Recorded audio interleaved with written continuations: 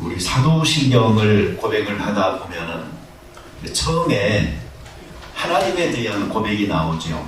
전능하사 천지를 만드신 하나님에 관한 고백은 거기에서 끝나요.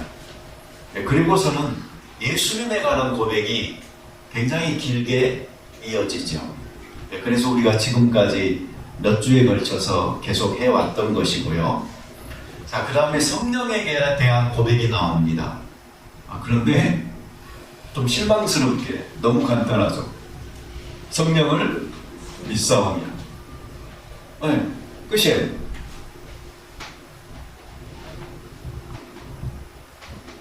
그 사도신경은 성부, 성자, 성령 이 삼위일체 하나님에 대한 고백을 이렇게 배치를 함에 있어서 성령에 관한 부분은 아주 짧은 고백으로 끝냈어요.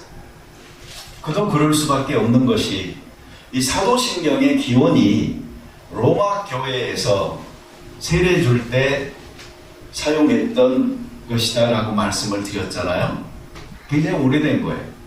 근데 교회사적으로 보면 성령님에 관한 논란이 계속 되어져 오다가 성령님에 관해서 뭔가 조금 구체적으로 고백되어지고 정리되어진 건 한 3, 4세기 시간이 흐른 다음에 된 거예요.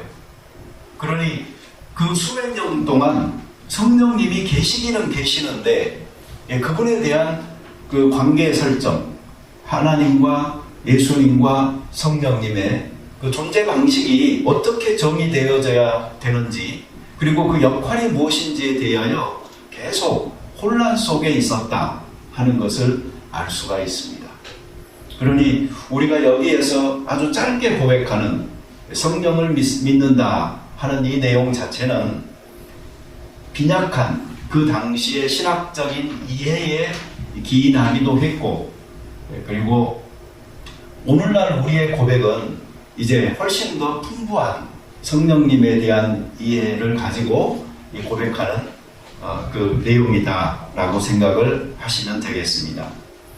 우리가 읽은 여기 요한복음 14장 17절에 보면은 예수님께서 이제 내가 아버지께 돌아간다 하는 내용을 말씀을 하시고요. 그리고 성부께서 또 다른 보혜사를 너희에게 보내줄 것이다 라고 이야기를 해요. 자, 이 보혜사가 성령님이라는 거 우리가 잘 알고 있죠. 그런데 예수님이 또 다른 보혜사라고 말을 한 이유는 뭐냐면 예수님이 바로 보혜사이셨던 거죠. 그분이 바로 보혜사로, 위로자요, 상담자요, 돕는 자로서 우리 가운데서 역할을 하시고, 그리고 이제 아버지께로 돌아갈 때가 가까워 왔을 때에 그 제자들을 고아처럼 이 땅에 버려두고 가는 것 같이 느껴져서 정말 그들 가운데 또 다른 보혜사인 성령이 이제 오셔서 너희들과 함께 할 것이다 하는 내용을 말씀하신 것이 바로 이 성경 구절인 거죠. 그러니 우리가 보혜사라고 할 때 그 보혜사는 성령님만 보혜사가 아니고 예수님도 보혜사이시다. 이런 점에서 성부 하나님은 구원을 계획하셨고, 그리고 성자 예수님은 그 구원을 완성하셨고, 그리고 이 성령 하나님은 구원을 우리 가운데 적용시키면서 삼위일체 하나님으로 함께 일하셔서 우리의 구원을 완성시키는, 그리고 정말 구원받은 자로 살게 하는 그러한 축복을 주신 분이다 하는 것을 우리가 정리를 하면 좋겠습니다. 근데 여기 보면은 예수님이 이런 말씀을 했어요. 또 다른 보혜사가 올 터인데 세상은 그를 보지도 못하고 알지도 못한다. 세상은 그를 능히 받지도 못한다. 세상은 어때요? 이 진리의 영이 성령과 상관없다 하는 말이에요. 그들은 이것이 무엇인지 받지도 못하고 알지도 못하고 보지도 못한다.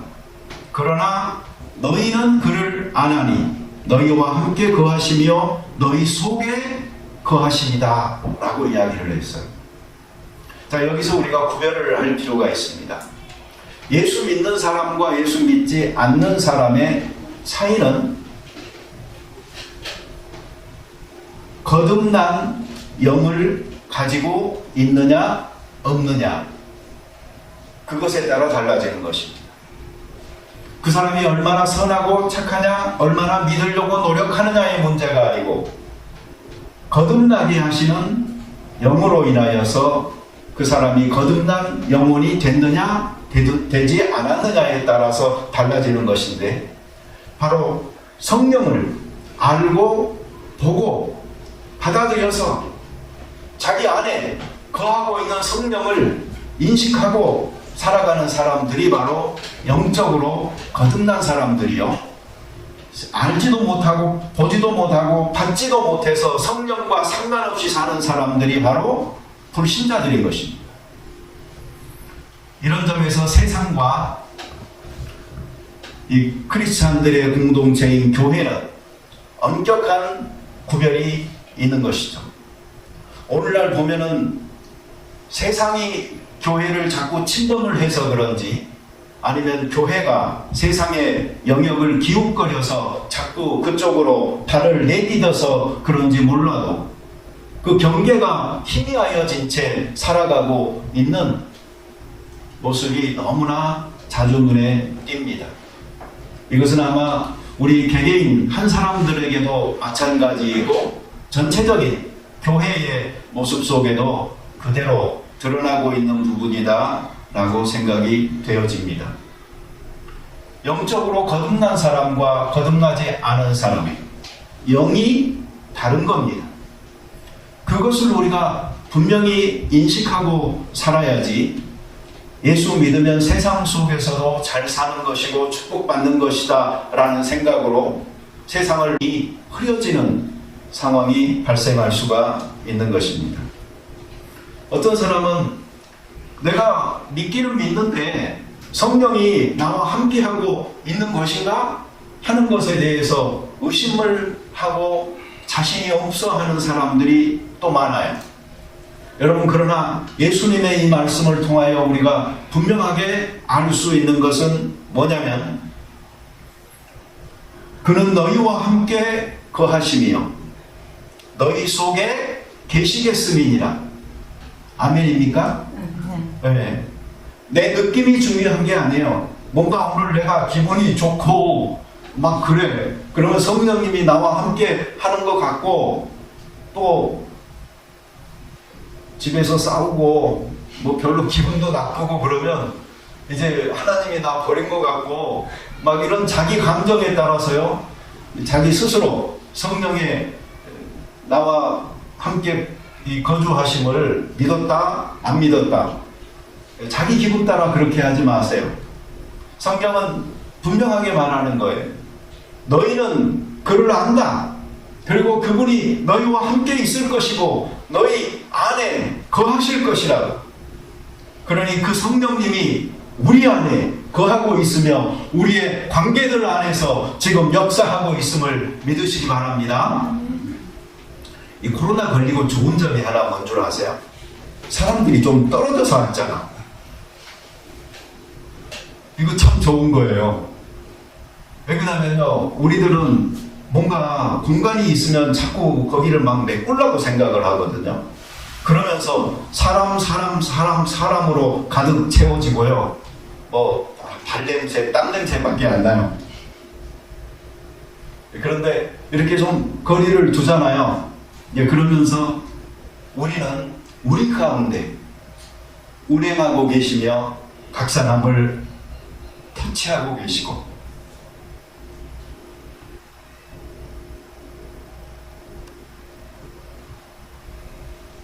각 사람을 깨우치시고 인도하시는 그 성령님의 역사하심을 우리가 느낄 수가 있어요. 그 공간, 그것이 교회 안에서 이렇게 확보될 수 있다는 것은 얼마나 좋은지. 여기 가득 차면 안 되는 이유예요.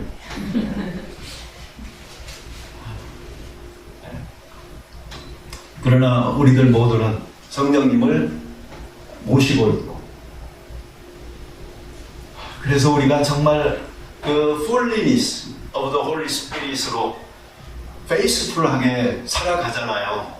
그러면 그 성령님도 같이 기뻐하시고 우리를 응원하시고, 또 우리가 다운되거나 죄를 범하여 또 근심 중에 고통 속에 있을 때에 그 성령이 우리를 위하여서 같이 걱정하고 염려하고 말할 수 없는 탄식으로 간구하면서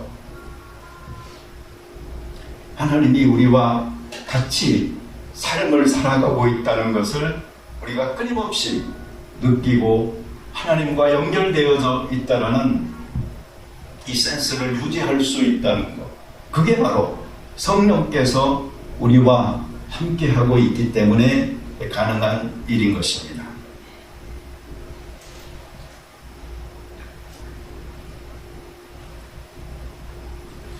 여러분, 성령님이 어떻게 생겼을까요?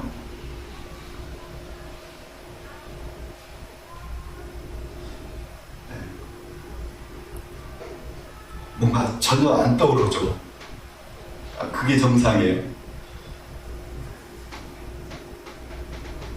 성령님은요, 우리로서는 이해하기 어려운 거예요. 이해할 수도 없어요.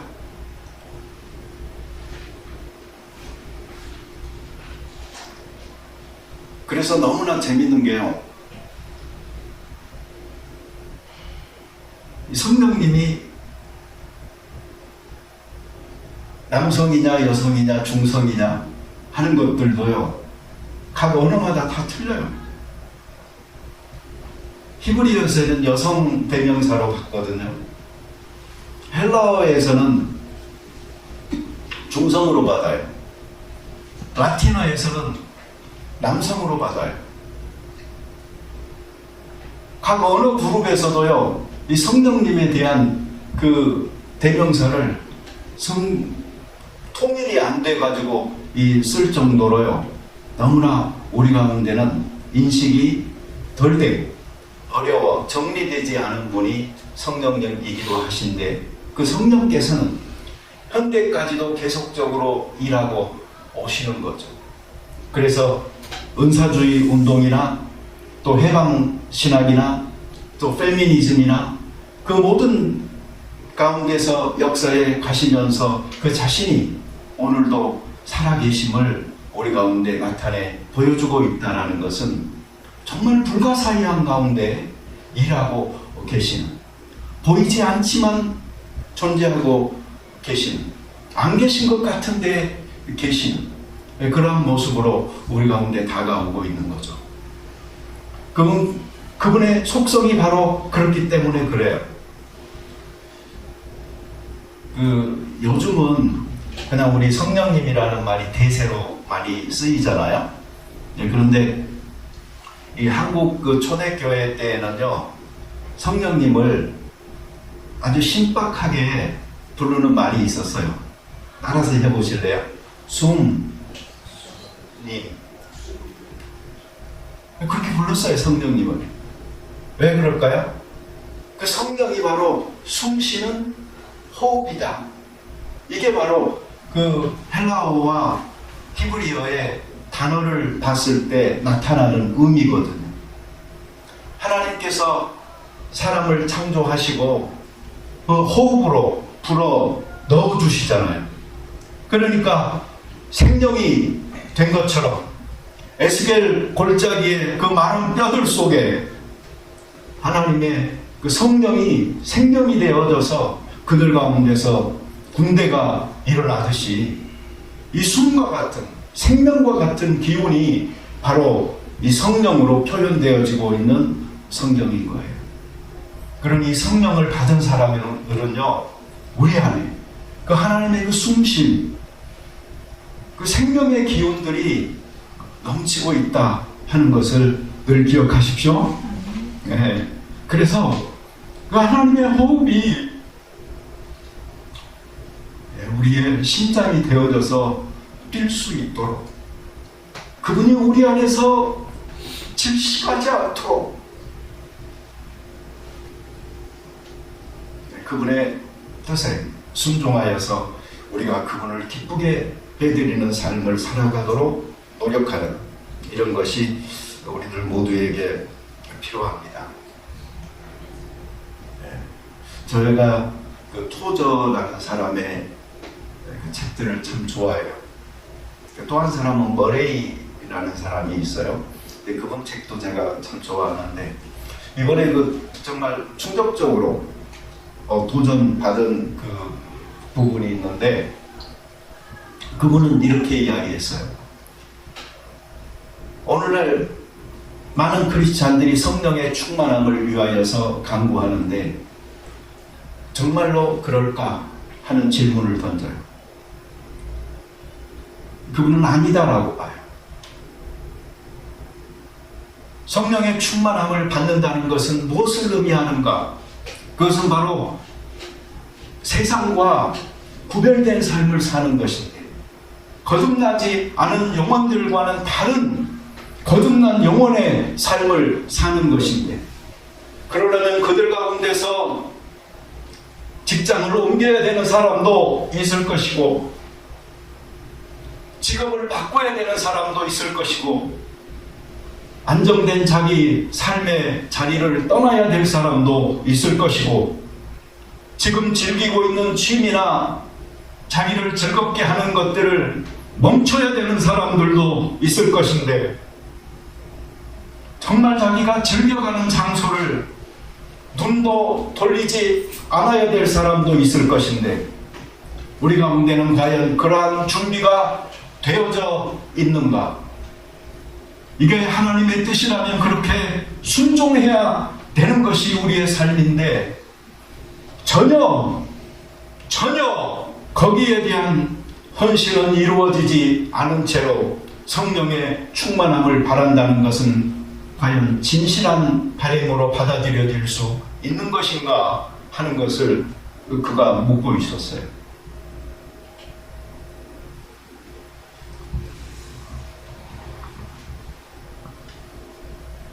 여러분들도 그 문제를 좀 심각하게 생각해 보시기 바랍니다.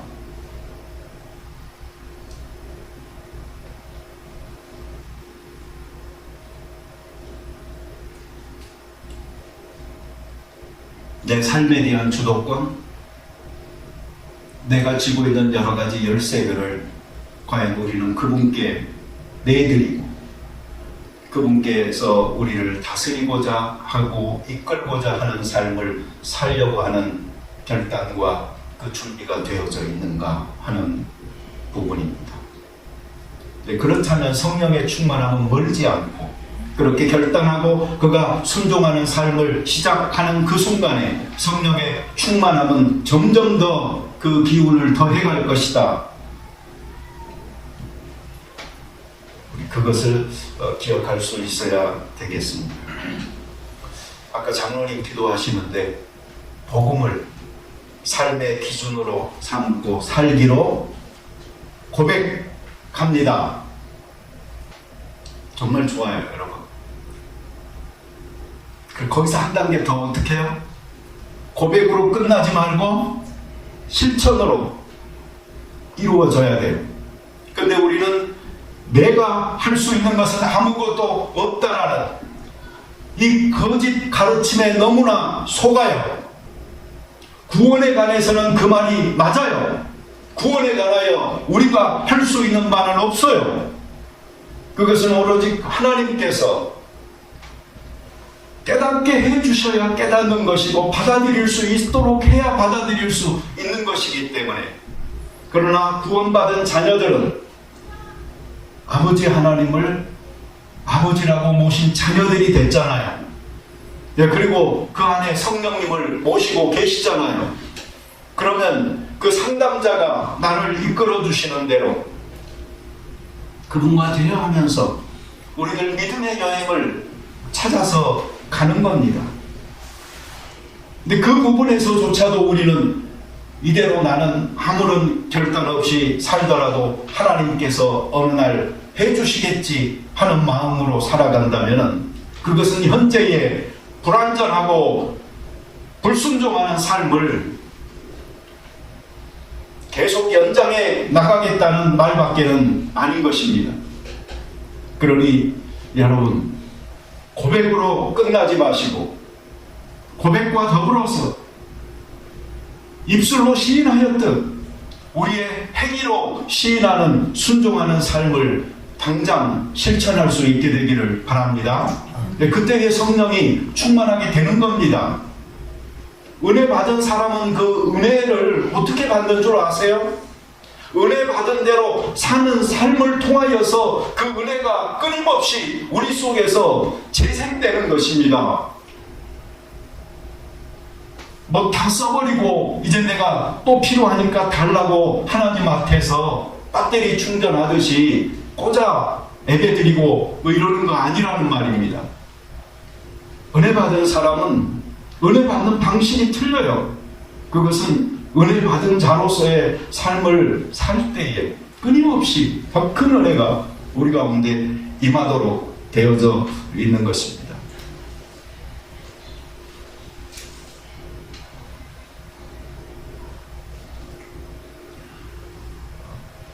다음 주가 오순절입니다.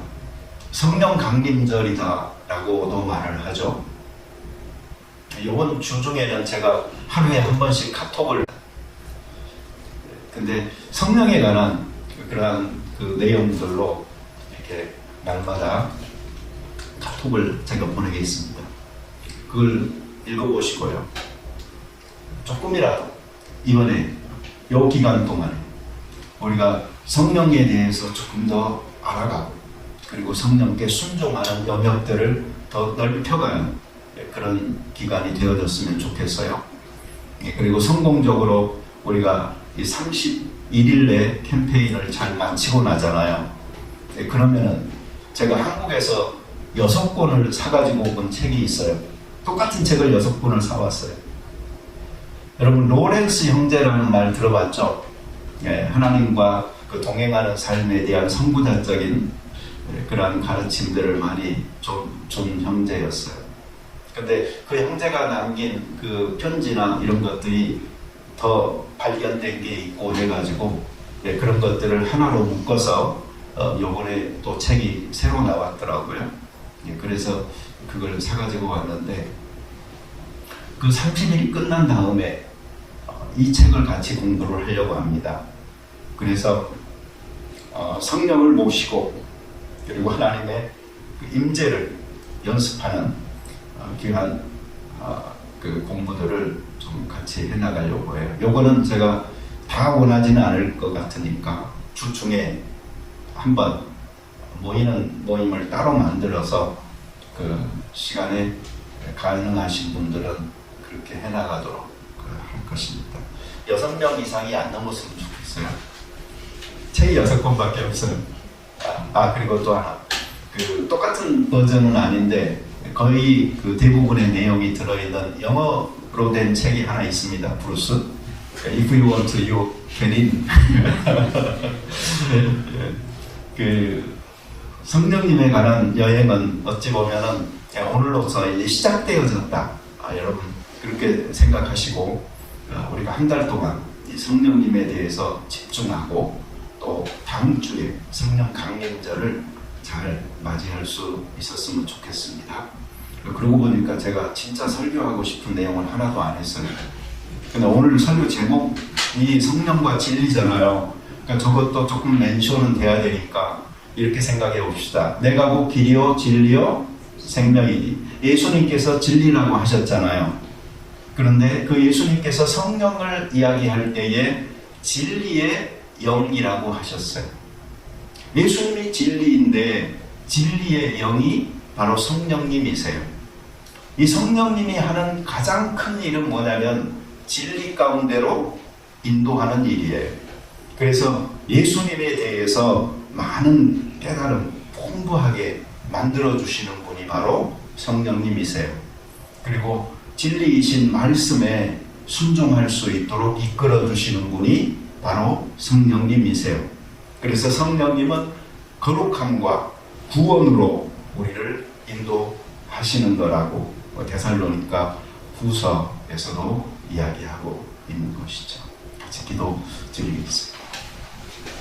자비로운 주님, 우리가 성령님에 대한 여행을 시작하려고 합니다. 성령님에 대한 깨달음을 우리가 조금씩 더해가면서 이 진리의 영이신 성령의 가르침을 따라 예수님에 관하여 더 알아가게 하시고 하나님의 말씀에 더 순종하여 나아가는 저희들 되게 도와 주시옵소서. 그래야 거룩한 삶으로 이끌고자 원하시는 그 하나님의 목적에 우리가 어긋나지 않도록 축복하여 주시옵소서. 예수님의 이름으로 기도드립니다. 아멘.